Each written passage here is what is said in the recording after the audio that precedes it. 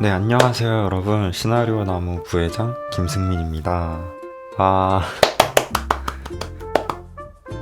혼자서 말하려니까 되게 미친 사람 같아. 시나리오 나무 활동을 하기에 앞서서 영상을 좀 제작하기 위해 카메라 사용법이나 편집 프로그램을 다루는 방법을 조금이나마 배우고 가면 훨씬 도움이 될 것 같아서 이렇게 집부 특강을 준비해 보았습니다. 원래는 성호가 컴퓨터실에 모여서 다 같이 막 게임도 하면서 그렇게 해야 서로 빨리 친해지고 재밌게 할 수 있는데 시국이 시국인지라. 자, 일단 영상을 찍긴 찍어야 하는데 그냥 무턱대고 카메라 촬영 버튼을 누르면 안 되겠죠. 카메라는 알아서 세팅이 되어 있는 스마트폰과는 다르기 때문에 그렇게 하면 나중에 내가 의도하지 못했던 실수나 문제점들이 많이 보일 거예요.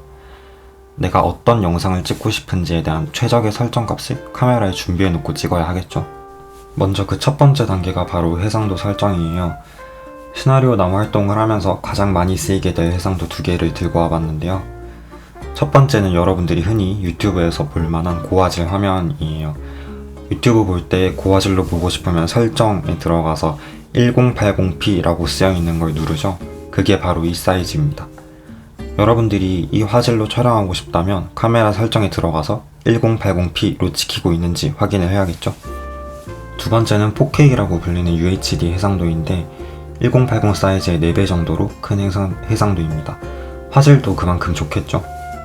이 4K는 정말 화질이 높지만 내 컴퓨터는 편집 프로그램이 아주 잘 돌아가는 컴퓨터다, 또는 이번 작품에는 정말 영혼을 갈아 넣겠다, 이런 게 아니면 웬만해서 그렇게 추천하진 않습니다. 파일 용량도 그만큼 커지기 때문에 편집할 때 환장합니다. 해상도를 맞췄으면 이제 이 세 가지 요소들을 확인을 해야 하는데요. 첫 번째가 ISO 값이고, 두 번째가 조리개, 세 번째가 셔터 스피드 값이라고 하는 설정 요소예요.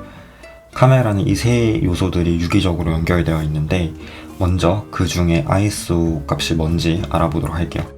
ISO는 내가 지금 촬영하고 있는 화면의 밝기를 인위적으로 조작하고 싶을 때 쓰는 설정 값이에요.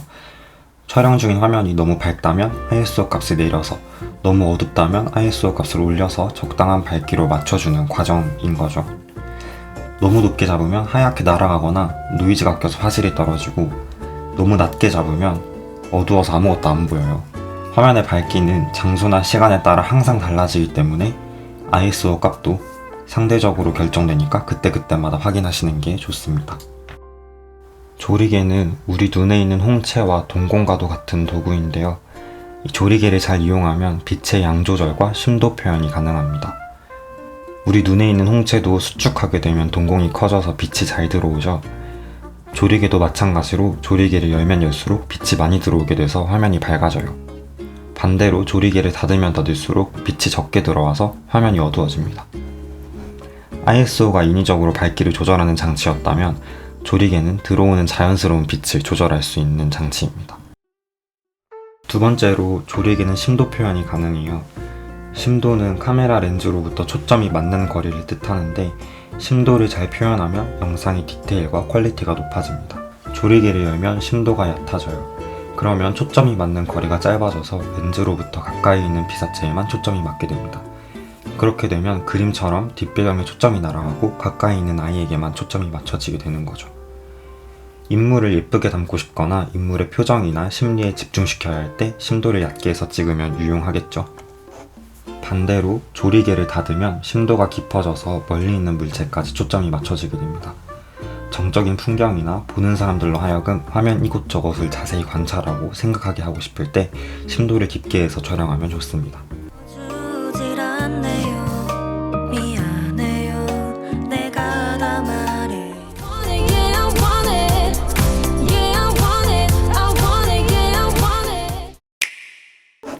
셔터 스피드는 셔터를 눌렀을 때 찰칵하고 셔터막이 올라갔다가 내려오는 시간을 뜻하는데요. 우리가 눈을 감았다가 다시 뜨는 것과 비슷하고 촬영할 때 카메라로 들어오는 시간의 길이를 말하는 것이에요.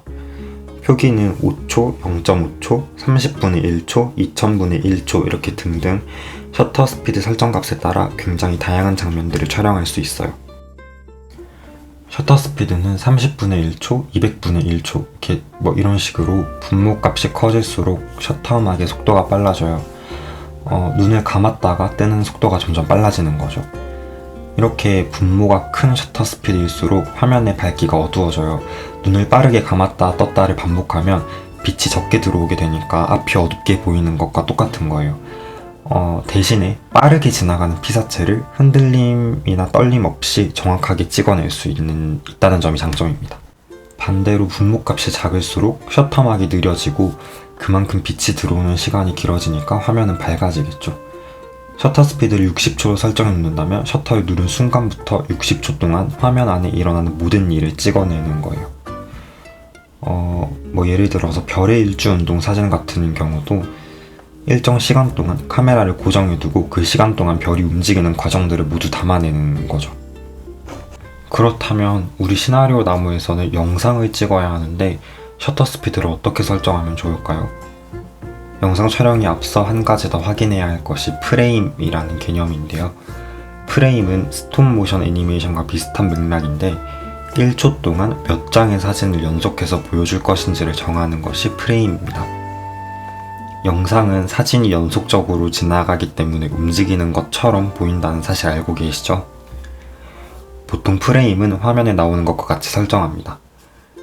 셔터 스피드는 설정한 프레임 수의 2배 정도가 되게끔 설정해주는 것이 영상을 보는 사람이 가장 안정적이고 편함을 느끼게 된다고 합니다. 왜 그런지는 저도 잘 모릅니다. 네, 이렇게 간단하게 카메라에 대해서 알아보았는데요. 이렇게만 배웠는데도 아직까지 뭐가 뭔지 감이 잘 안 오실 수도 있어요.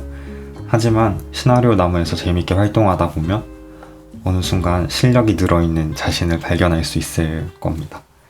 혹시 영상을 보고 궁금한 사항이나 시나리오 나무에 대해서 궁금한 사항이 있다면 아니면 꼭 그런 게 아니더라도 그냥 친목 도모라도 좋으니까 아래 인스타 아이디로 언제든지 편하게 연락 주시면 친절하게 답변해 드리도록 하겠습니다. 그러면 재미있는 시나리오 나무 활동을 기대해보면서 편집 특강에서 다시 만나 뵙도록 하겠습니다. 와, 안녕.